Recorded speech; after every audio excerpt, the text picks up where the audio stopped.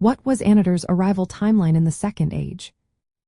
Imagine a time when Middle-earth was just beginning to feel the stirrings of a new threat.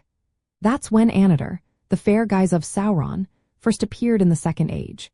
His arrival is generally placed around the year 1500 of the Second Age, shortly after the defeat and banishment of Morgoth, the first Dark Lord.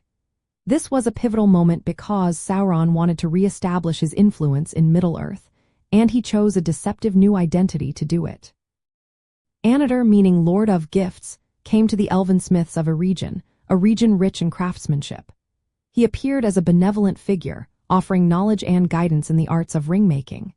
His appearance was charming and wise, designed to gain trust quickly. The elves, especially Celebrimbor and the Gwaithimur Dane, welcomed him as a teacher and friend. This was the start of his influence, and it marked the beginning of the forging of the Rings of Power. Around the year 1500 of the Second Age, Annatar's influence grew stronger. The elven smiths, under his guidance, reached new heights in their craft.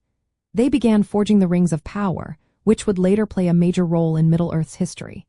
By about the year 1590, the 3 elven rings were completed.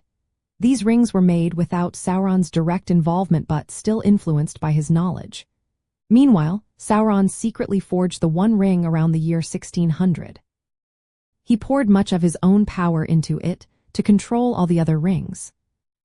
His arrival was a turning point because it set in motion many major events.